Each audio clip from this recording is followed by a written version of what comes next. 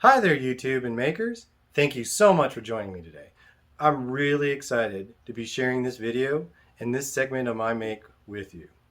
After years of owning this piece of metal and dreaming about my own makes, I am finally going to be machining parts for the Kozo Hiraoka, Pennsylvania A3 switcher 040 style steam locomotive engine in 3/4 inch scale that will run on a 3.5 inch gauge track. It's something that I've been dreaming about and thinking about for a very long time. And I've had this piece of metal for a very long time. And it's been rolled around, moved about my garage for a long time. And I'm really, really happy and excited to finally be able to machine parts. And to be able to share that with everyone is a wonderful thing for me. So I'll be using 1018 cold rolled. Mostly because I had bought this years ago before I was prepared to do this. So it's a real nostalgic thing for me to be able to machine this. And it is actually a decent piece of metal because the 1018 cold rolled is supposed to machine well, has a low magnesium content. And for other applications in which you case harden, it takes the case hardening well. Today I'll be using my Sherline here, the 4400, to machine the face of the blanks perpendicular to the chuck. Then I'll be doing layout, which I'll show in another video, because otherwise covering all the little intricacies and steps that I took would really make this one much, much longer. So be sure to check that one out. That'll post here a little bit after this video. Then with the layout, I'm going to be using my cutters and do a plunge cut to rough out the wheel well. And once the wheel well is done, then in a next video I'll be showing how I used a high-speed steel round nose cutter to finish the wheel well. So be sure to hit that subscribe button and the bell button so you're notified of when those videos post, and feel free to leave a comment below. I would really enjoy hearing from you, as well as to share the video with anyone you think might be interested. So any of the tools that you see me use today, I'll post links to below. And if it's a vintage tool, which I don't necessarily anticipate using anyone today, I'll also post a link below to one of the auction sites like eBay for the search term that I use in order to find some of the tools that you see. And of course, my lathe or anything else is available and you can check out and learn more about in the links below. But first and foremost, the most important tool I'm going to need today is my safety glasses. And I always want to make sure that I've got these handy. All right, that's it. So I'm really excited to share this with you. I'm really glad that you could be here with me. So let's get started and let's make some chips. And come over here and join me at the bench. Power this on.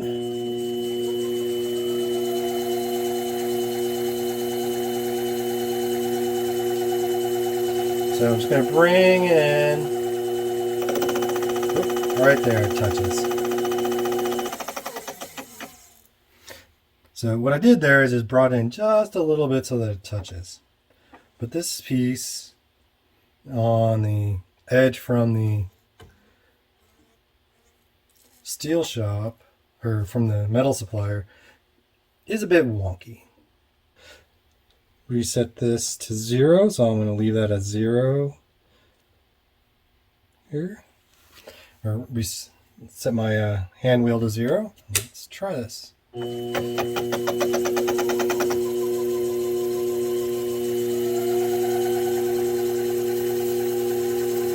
little dab of oil. I'll remove this.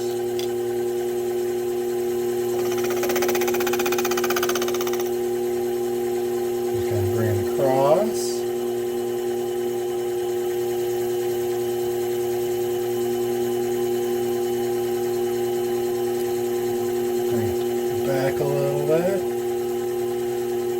Alright, bring in another about 10 thousandths.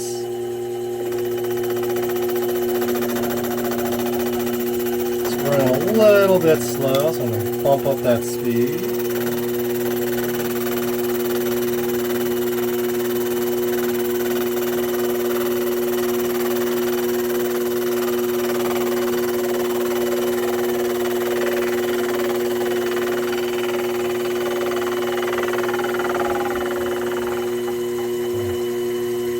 bring my cutter away from the blank. Come in another 10th thou.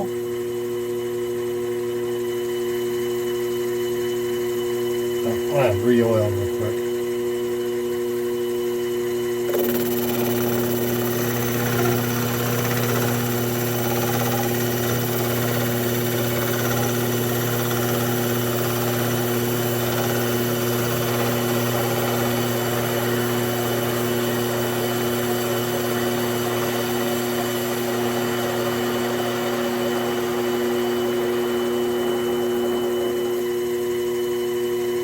Now I can see a little nub forming.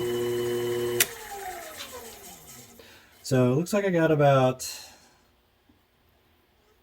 I'd say 85-ish, 90% off. So it's not that far off, and I've only come in about 10 thousandths.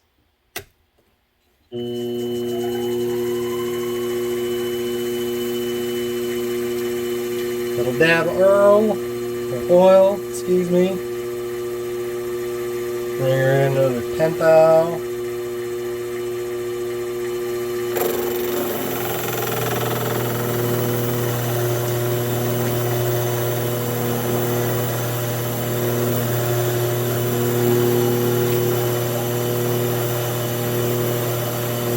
So, as you can see, I've got long chips going. My speed and feeds are off. Back that off.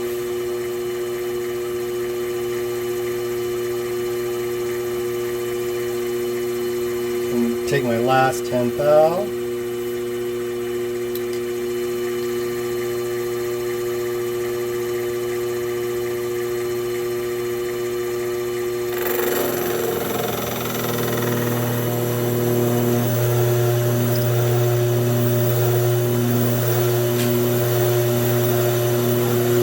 Speed a little bit.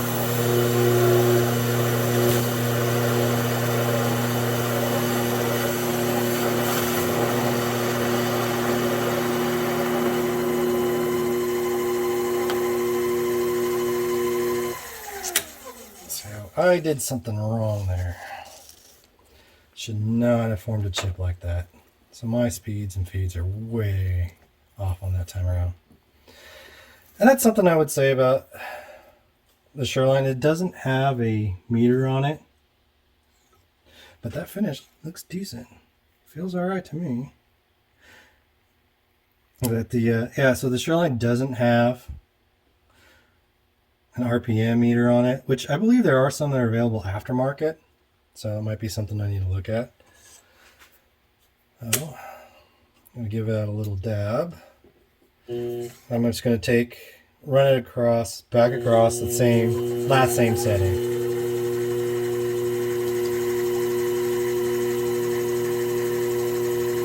Just clean that up.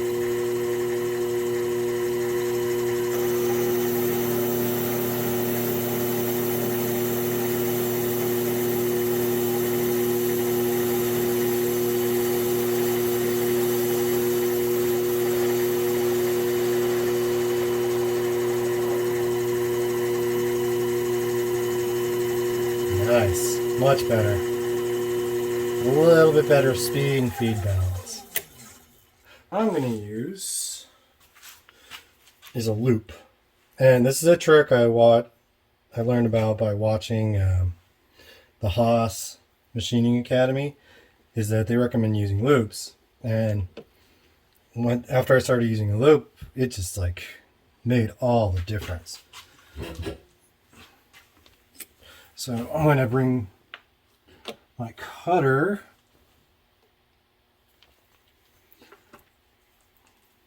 so everything's off. So with a loop I can knock off some chips so I got a clear view. So with a loop I can really see the cutter. And that's a nice thing now with that little nub there. It's easier to find the center line by splitting a tiny little nub, and then this loop really lets you get in there and see. So bring that up. Oh, it's pretty darn close. Let me back the cutter away from the face a little bit. Yeah, that might actually be it.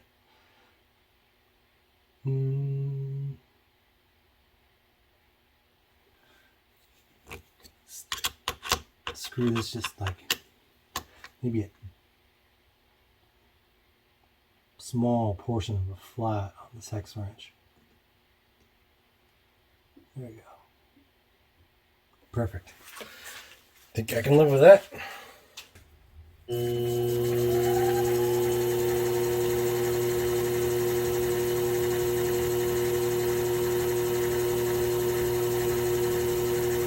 Perfect, that did it. All right, so now that is gone, I am going to show you, I'm knocking off chips by the way for my lathe. Let's get in there and feel that. Yeah, that's nice. Before I forget, what I should really do is run a file over this and knock off that burr.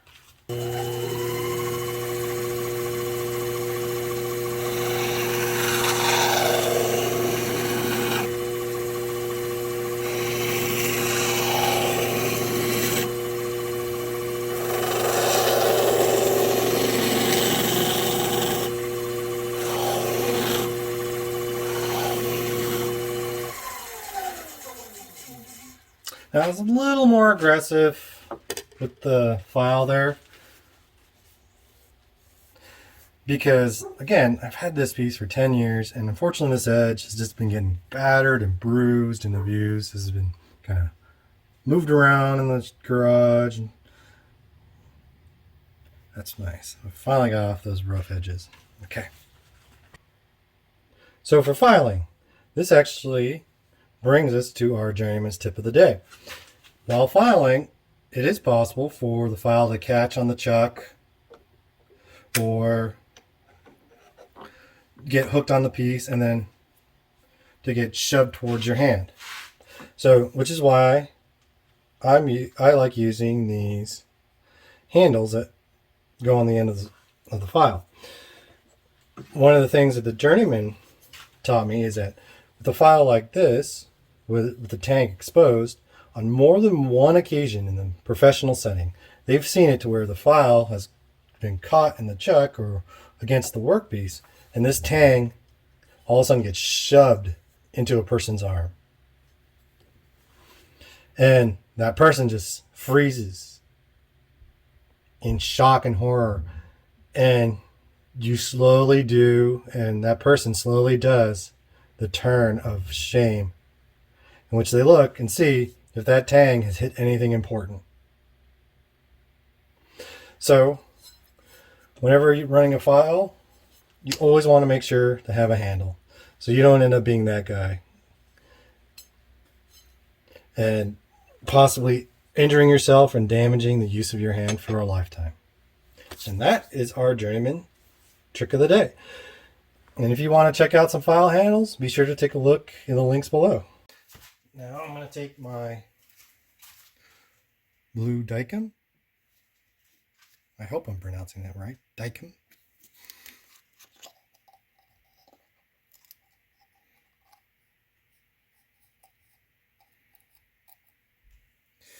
And just mark this off. Try to pick up all the drips before they drip down on my machine. So now you get to have the exciting view of Blue Dykem drying. Move this a little more out of the way.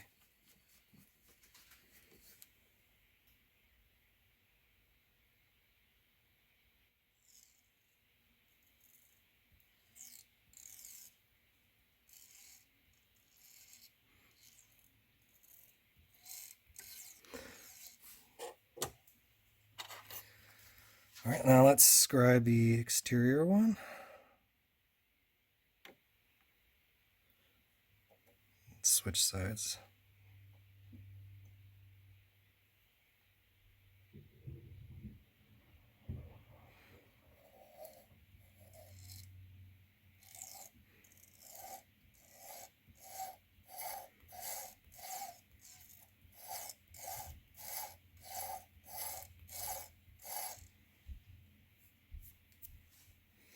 All right, so let's see here. Hopefully those are nice and clear.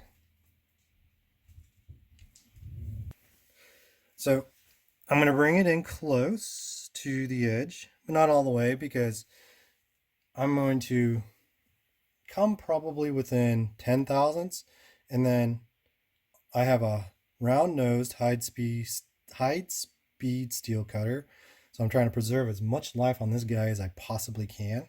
So I'm going to be roughing out as much as I can with these inexpensive eBay ones. So let's get the safety glasses on. Power on. Get my Earl ready.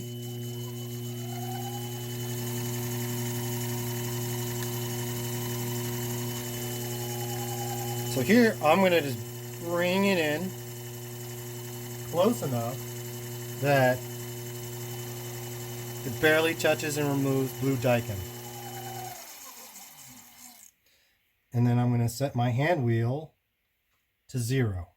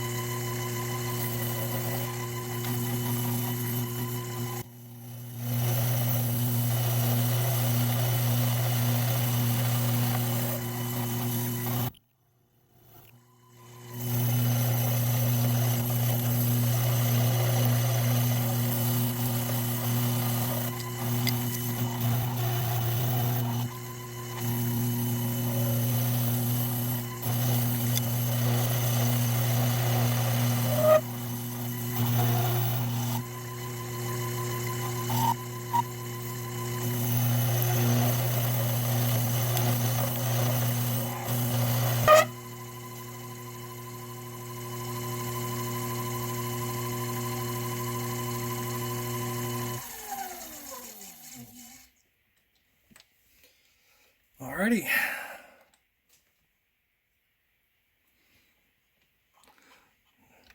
Really warm. It's about, should be about 0.1 inches deep.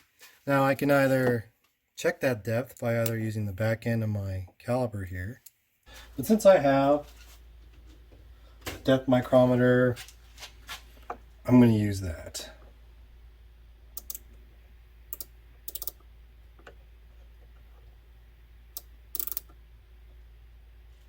There we go.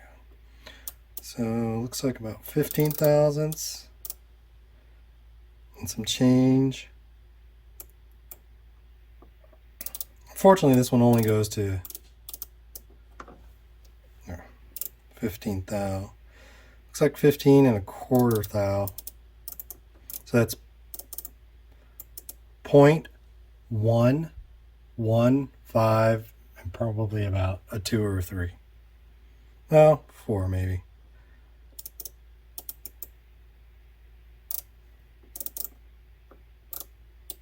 Nice. Very good. So